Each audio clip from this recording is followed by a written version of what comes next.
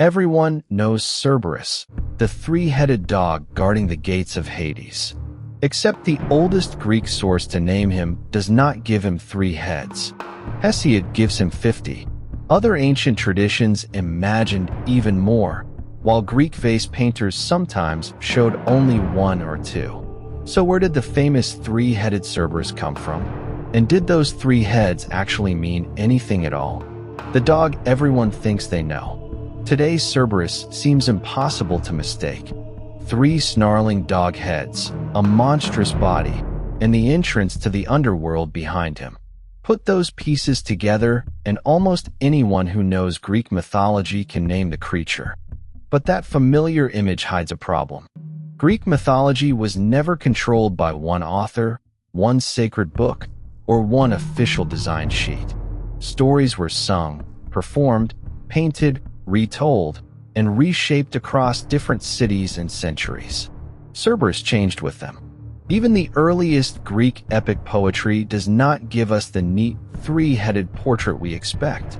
Homer refers to the terrible hound of Hades in connection with Heracles, but does not stop to count its heads or describe the creature in detail. The first surviving poet to name Cerberus and describe his family is Hesiod. And Hesiod does something modern viewers rarely expect. He gives the dog 50 heads.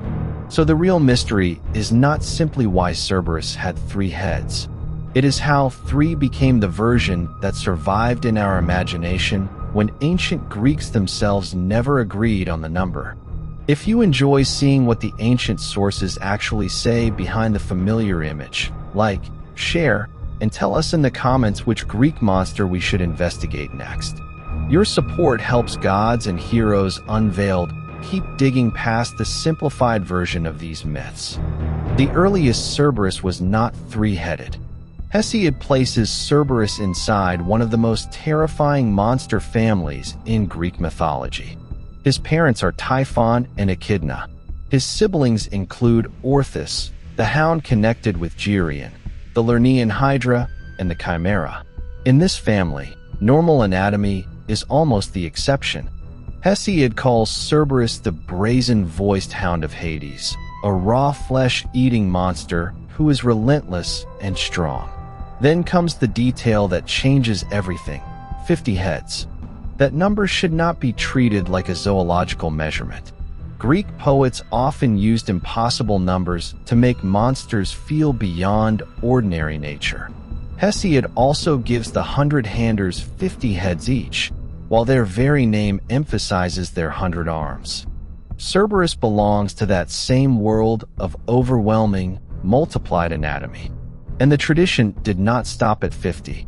A later ancient report connected with Pindar gives Cerberus 100 heads. So if someone in antiquity asked, how many heads does the Hound of Hades have? There was no single answer everyone was required to accept. The important point was that Cerberus was not an ordinary dog. He was a boundary monster whose body could be exaggerated until it felt almost impossible to overcome. 3 heads were one ancient answer to that problem. They were not the original universal answer. Ancient artists could not agree either. The disagreement becomes even clearer when we leave poetry and look at ancient art. Greek artists had a practical problem. A poet can say 50 heads in a single phrase. A vase painter has to fit the monster onto a curved surface beside Heracles, Hermes, Hades, Persephone, architecture, weapons, and movement. Early images, therefore, do not behave like illustrations of one fixed text. Some of the earliest surviving or recorded depictions appear to show Cerberus with only 1 head. In Attic vase painting, the creature is very often shown with 2 dog heads rather than 3. A black figure amphora now in the British Museum, made around 490 BCE, shows Heracles hauling a 2-headed Cerberus by a chain while Hermes and Persephone appear nearby. Other works choose 3 heads. A Laconian cup from the 6th century BCE is famous for presenting Cerberus with 3 canine heads, a serpent tail, and snakes around his body.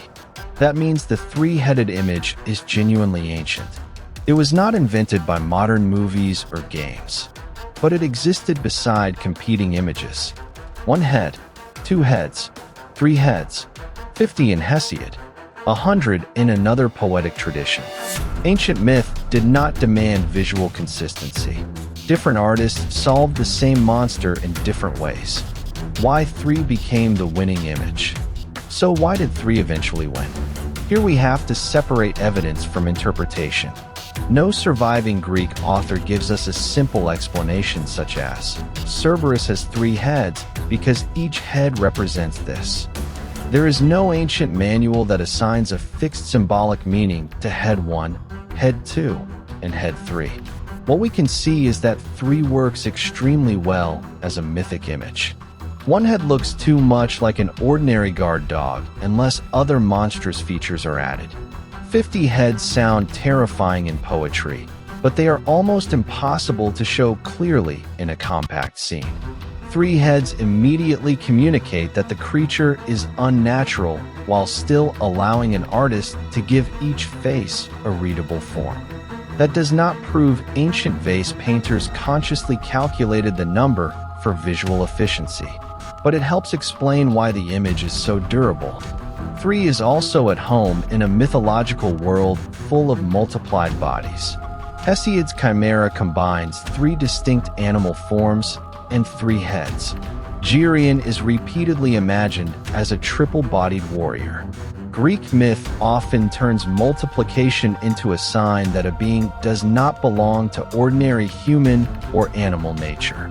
By classical and later literature, the triple-headed Cerberus becomes increasingly familiar.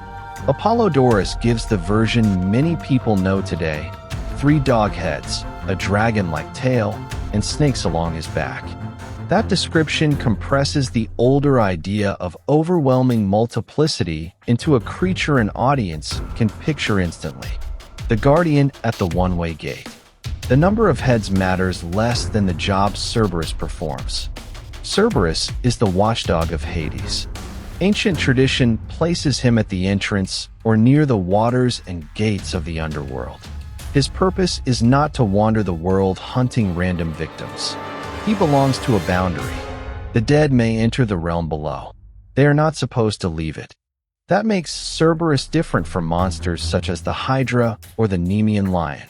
Those creatures threaten the living world until a hero destroys them. Cerberus is part of the order of the underworld itself. He guards a rule. More heads intensify that role visually. A creature with several faces can seem to watch more than one direction at once.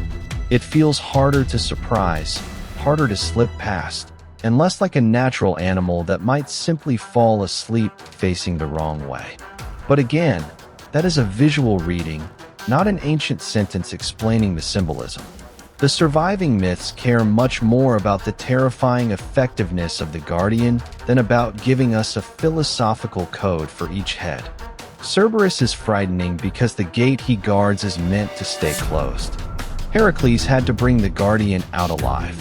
That is why Heracles' final labor is so extraordinary. He is not ordered to kill Cerberus. He is ordered to go into Hades, seize the guardian of the dead, bring him into the world of the living, and then return him. In the version preserved by Apollodorus, Heracles descends through Taenarum and reaches Hades. The god allows him to take Cerberus on one condition: Heracles must master the creature without using his weapons. The hero protects himself with his lion skin, closes his arms around the monster, and wrestles it into submission while the serpent-like tail bites at him. This is important for Cerberus' identity. The Hydra is killed. The Nemean lion is killed. Cerberus survives. Heracles brings him before Eurystheus, completing the impossible demonstration that even the boundary of death can be crossed by the greatest hero. Then Cerberus is returned to Hades, where his proper place remains. The story makes the guardian terrifying without turning him into evil that must be destroyed. And visually, the 3-headed form makes the labor immediately readable. One hero has to control several snapping jaws at once, while a serpent tail attacks from behind. The monster's anatomy becomes part of the challenge. What the three heads do not mean. This is where modern explanations can become more confident than the ancient evidence. You may encounter claims that Cerberus' three heads represent the past, present, and future. Others say they represent birth, youth, and old age. Some connect them to three realms, three stages of death, or three different kinds of fear. Those interpretations can be imaginative. They can even be useful in modern art or storytelling.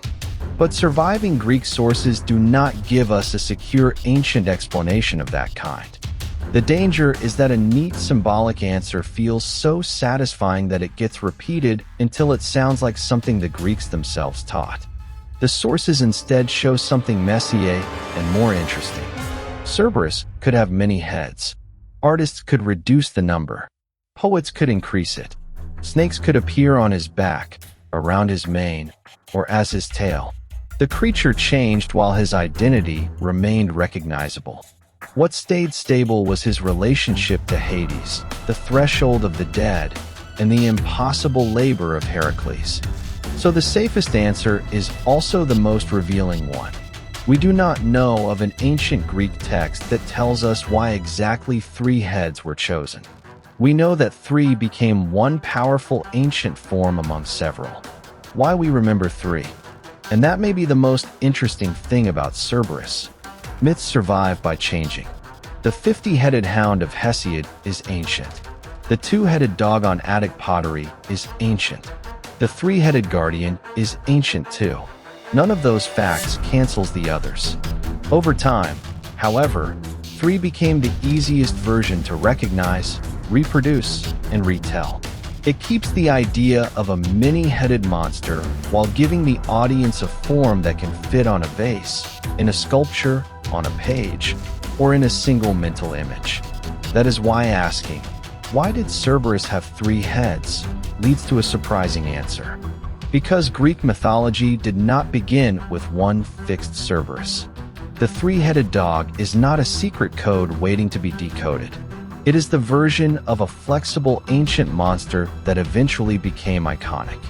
And once you know that, the familiar image changes. Cerberus is no longer just the three-headed dog of Hades. He is evidence of how Greek myth itself worked. Unstable in detail, stable in identity, constantly reshaped by poets, painters, performers, and audiences. If you enjoyed uncovering the older versions behind a famous myth, like, share, and tell us in the comments. Which Cerberus do you find more terrifying? The three-headed guardian, Hesiod's 50-headed hound, or the 100-headed version? And tell us which Greek monster you want gods and heroes unveiled to investigate next.